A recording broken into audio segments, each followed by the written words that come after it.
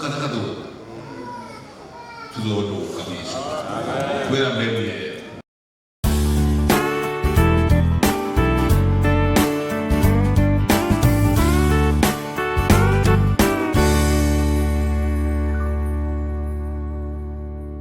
Dusomeza abanyimana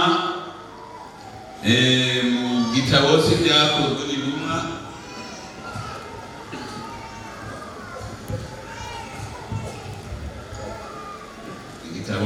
cy'ibyakozwe n'intumwa n'igice cya mbere mu gitabo cy'ibyakozwe n'intumwa dusubire ku murongo wa 12. Buno basubira Yerusalemu bavuye ku musozi witwa Elayono uri hafi Yerusalemu w'urugendo rwegera urugendo kw'isabato. Bashitse iyo barurira baja mu nzu yo hejuru aho bari basendereye ari Petero na Yohana na Yakobo na Andreya na Filipo na Toma na Matumayo na Matayo na Yakobo mwene Alfayo na Simoni Zelote na Yuda mwene Yakobo. Abo bose basenga badahumeka n'umutima ugizeni uhuye hamwe n'abagore na Mariya nyina wa Yesu na bene nyina. Murongo wa 15. Muri iyo minsi Petero ava hasi ahagarara hagati ya bene data bari bahakoraniye ishengero ry'abantu 120. Aravuga ati bagabo bene data ibyanditswe by'ubuvuzi gushika ibyo mpemu yera yaravubwiye mu kanwa ka Dawidi kuri Yuda yarongoye abaza gufata Yesu uwo yari yaharuwe muri iki gikwe yari yahuye muri twebwe agahabwa umugabane w'iki gikorwa. Kandi uwo muntu amaze kugura ubwatsi kubyo yahawe bigakurikira ibyo bwabitanya kwiwe agwa yubamye arahezagirwa araturika amara yiwe yose araseseka. Bimenyekana mu baba Yerusalemu bose n'ishatumye mu bwatsi mu rurimi rwabo babwita akadama bisobanurwa ngo ubwatsi bw'amaraso. Usome hano ku murongo wa 24.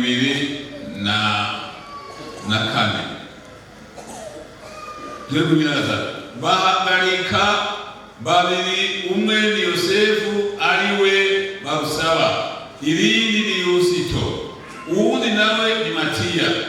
Barasenga bati mwami ni wewe uzi imitima y'abantu bose, none werekane uwutoranije muri abo bombi gusubira mu kirenge cya Yuda muri iki gikorwa no kuba intumwa y'ibyo yataye akaja ahiwe. Barapfinda ubufindo bwerekana Matiya nuko aruranwa n'intumwa 11 tugarukire ngaho.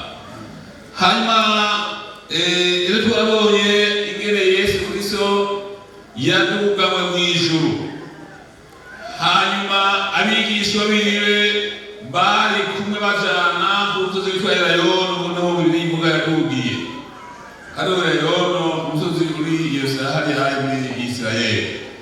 Hanyuma Yesu Kristo yari yababare yuko mu minsi itari myinshi nzobarungikira mbere ndi kandi ico gihe niho muzoshobora kuba ivyabona byo kunshingira intahe Yerusalemu hose Yudaya hose. Hanyuma baragenda ntibari bazi abicumira bigenda mugabo koroteje y'Imana Yesu naho bishoro cyane iduga na Yesu.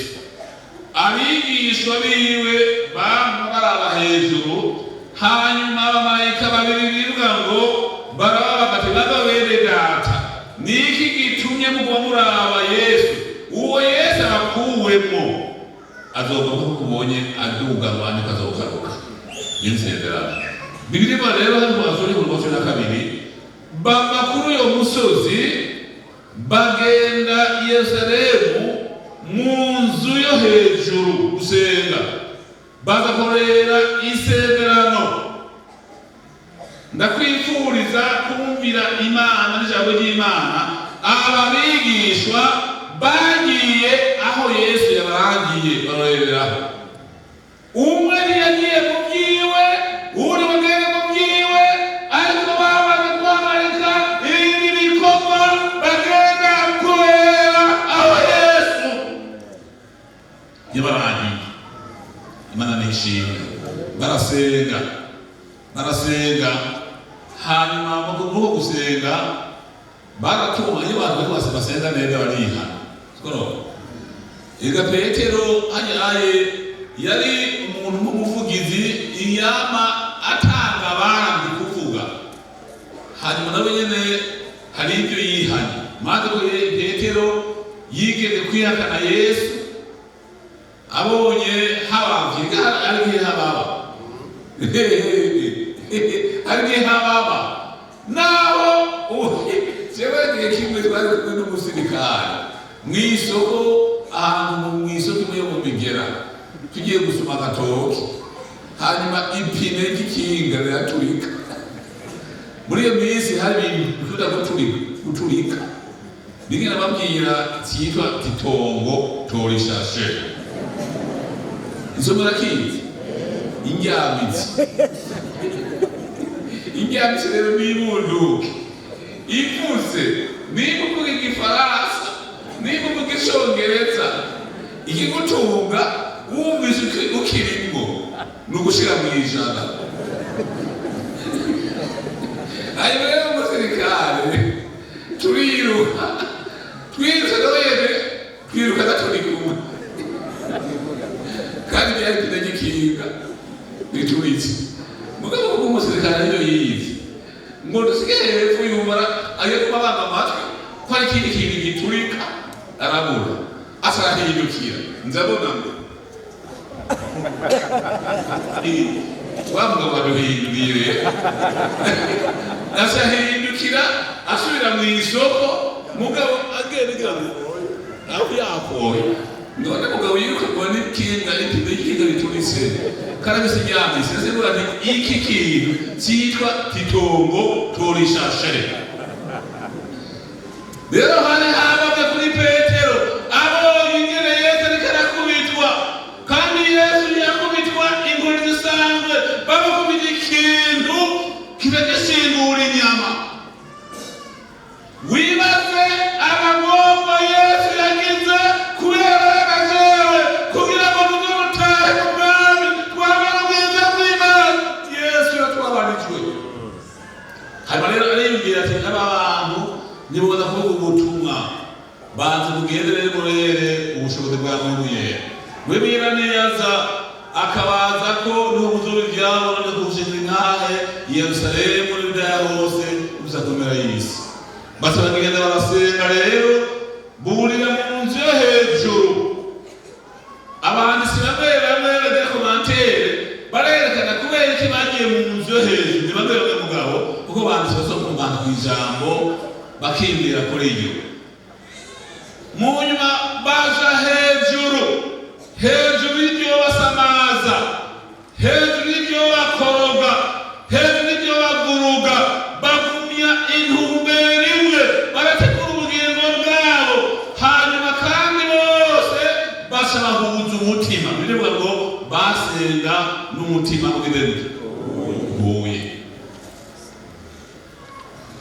Kandi rero bwaye Yesu yavuga ngo abantu bahuza umutima gusaba ikintu cyose data wo mw'ijuru azokibana.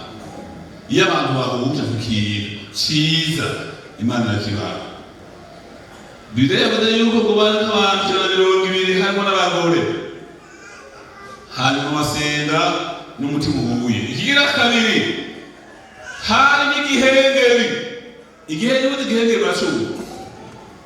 Yesu yahamagaye intumwa 12.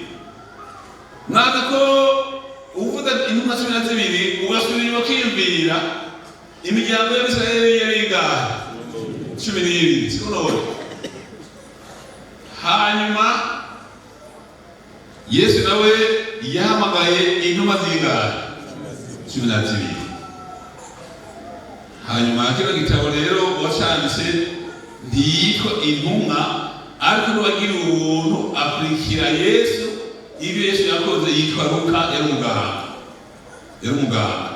Hanyuma rero ikigira kabiri hano bakoze bwa mbere bumviye Yesu bagenda aho Yesu yarangiye. Ikigira kabiri bari bafise imitima ihuye.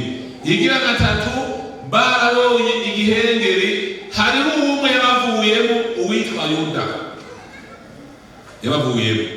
Ubwo bagiye gusenga ari 11 bwa mbere bashira babiri. Nami nibaza n'udasabirondera. Ubona Yuda yari Kristo. Yari umunyabigero. Niwe yagenda n'amafaranga. Kuko turasarondera none ko Yuda ari yari umunyabigero. None yarahetse yayahaye. Nifurabona we yahaye. Turasarondera. Kuko turondera mu bitabo kabisa. Uwo mugabo iyo saha yari afite yayishyize hejuru. Mukadiriye nawe nyine yarakabonye.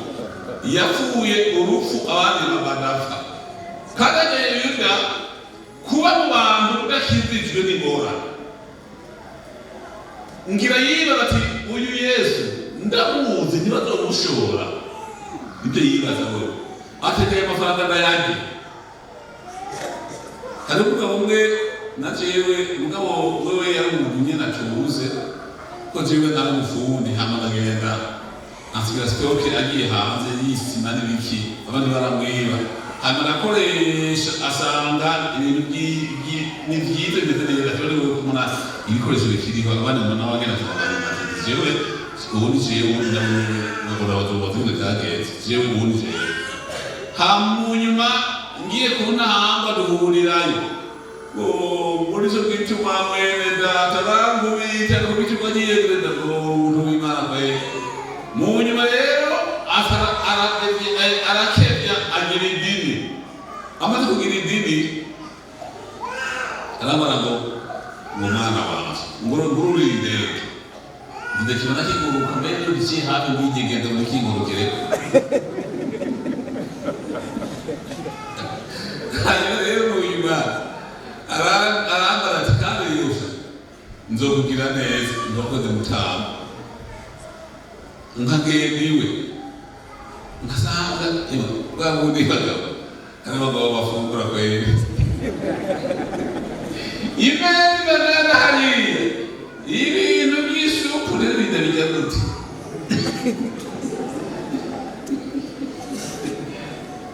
aba nkayura duke hajya umuntu harimo hata bisize bagabo ega bose ari umumisiyoneri yakiye abakozi b'Imana ahantu amahanga y'ibintu bonoye amunyono ijambo ndabona umuntu unaona wote unawaga ni wa kizungu njoo utengeneze nuko rero abona hata bisize agenda hari bijumbu yotora ibijumbu gusa agasiga inyama n'umusigo kuko nukumwabulira utabizi habone tuti imbere rero uyo mugabo rero atarabatizana ikaraga mu ntagoze passport rero utugendere mu ndege cyo cyane kandi ndakudara amashuri hanze yiga amashuri yo hanze yego kandi ndakwemera asanga akadera y'ibijumba kwere mu atunze kabisa asanga muhira asanga handi ko gacha nkora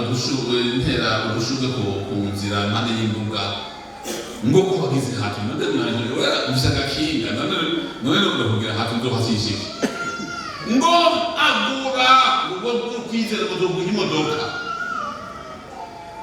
ati imodoka ndo sawa nanze imodoka nabona kwiruka kusebe hanyuma ati none imodoka ngo zo guhani inka mugabo ne Yesu no gusaba ngo uze mwishingo ya Pentecote uza mwishingo namada gushinga usana gusengera kugira ngo pastori hanyuma zo kwiga hanze hanyuma gusa kuba pasteur engineer titre ikomeye gose abantu bo pastori bo kubanda kuwa bakantarabura iyo modoka bamaze kuntarabura yohava yica yonyica yonka mu manga none imodoka ni ibintu ndamura n'umwene ndamura nkoga ngironi Imana niyoshobora kubumba imodoka ntabanze kumva hanyuma inka kandi abagore nari inkenye kwe ega nari inkenye kandi Satani araza akababaza haraho umwene yabibonye mugabo nawe yabibonye mwebuyera yari muri jewe mwabandi naho yogema ibirato byaratewuse nabitega kima kandi kabisa kamemu mwega yoba kaka kibyondo mugabo ibintu byondo byagarakinda aho nibitiye mwebuyera ibintu biri imbere tubagenda atanya ahiraro ry'inkariri ngo none weme akasineme ndizibwiye n'abagabo hari Imana bari nanumvise umuravyo ijwi ryaturika icambere guturika ryatutse kabiri mugabo je uweho rene ryo turika nka 10 ry'Imana paryo mu none weme hanyuma munyuma rero yari yambara ibintu bigoye none ngine nagenda hanze umugore zogusiga he tugenda twese n'abana cyane umugore uzomubitsa nze kubitsa umugore hari abantu babitsa abagore nizo n'ikinyoma hanyuma rero hari imuraya nibira amagi umurete hama ndekurimburuzwa hama ninadasanga umugore wanjye napondekaye nze ko umundi dukwiranye wowe wazo n'ikinyomasha nijewe mugazonyimise mugabo gwedi kumwemuyera ndamunanira agenda Imana ni Imana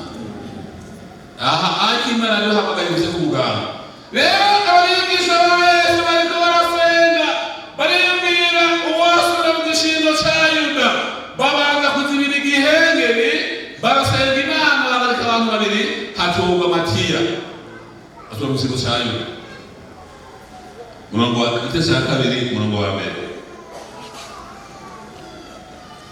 gukuza kwa mwemuyera umunsi wa Pentekote ushitse bose bari bahwariye ahantu hamwe haza igihinda kivuye mu ijuru giturumbuka ngo guhuhuta k'umuyaga w'inkomezi gikwira hose mu nzu bicayemo hababonekera ibirimi vyigabanije nk'ivy'umuriro bibaza kumwe bose buzuzwa mpemu yera batangura kuvuga izindi ndimi uko mpemu abahaye kuzivuga i Yerusalemu hari abayuda bamyeho abagabo bubaha Imana bari baravuye mu mahanga yose yo munsi y'ijuru ico gihinda cumvikanye hakorana abantu benshi baravyorerwa kuko umuntu wese yumvise ururimi rw'iwabo baruvuga barumirwa bose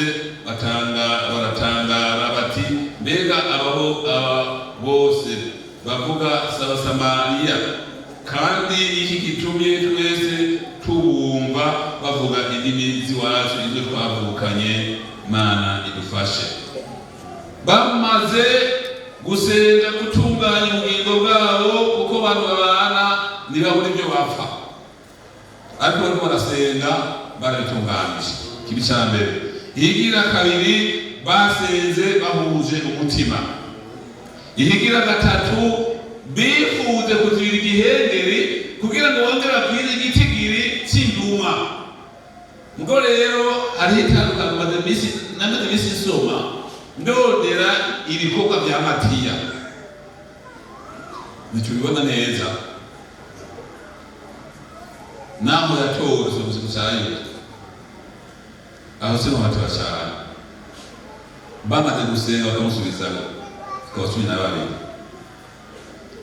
hanyuma bivuga ngo ku munsi wa Pentekote ushitse bari bakoraniye hamwe basenga Imana haza kandi iyi Pentekote nkuko mwigisha wa mbere bivuze yariho wari umunsi mukuru umwe mu minsi mikuru y'abayuda. Hari umunsi wa mbere wa Pasika wabibutse ingene bavuye muri Egiputa. Hariho iminsi mikuru yitwa y'Isago wibutsa ingene bagenda baratahira. Hariho umunsi mukuru wa Pentekote, uyu munsi mukuru wari umunsi mukuru w'ivyimburwa.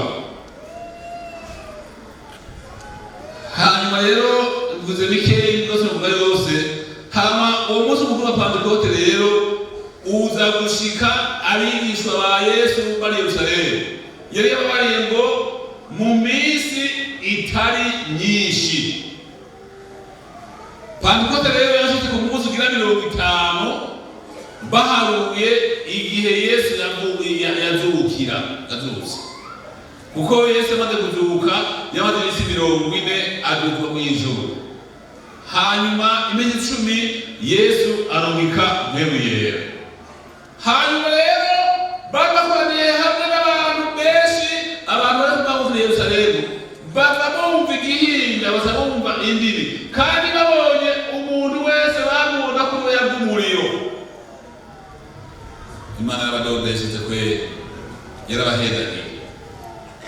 Umumbaza wabona urubeya rw'umuriro baza bumva indimi. Abantu bari bakoreye aho hantu bava hirya no hino bagasha bumva umwe wese ururimi rw'iwabo. Tudosubira kuvuga ururimi rumwe na turi mu ijuru, ariko kandi turi mu isi. Imana duhaye gutandukanya abanyamahanga n'abantu b'Imana, tukaronka mpwemu yera. Mpwemu yera naho umuntu yoguma agakena ibindi byose amagazi ntabura. Jewe ndabise umuntu w'inshuti, hama rero mu nyuma rero asa yarantelefone ati ni mubyara arantelefone ati jewe urasengera hagakabonye ati nibiki umugore arangubise. None bagiye kukurekera hejuru ariko aracumba barakubita. None nuhira ibyo musubize wewe ntiwakidizwe ntanakidizwe. Genda rero urabaho uryama uruhuka n'iyo kumvise utekereze.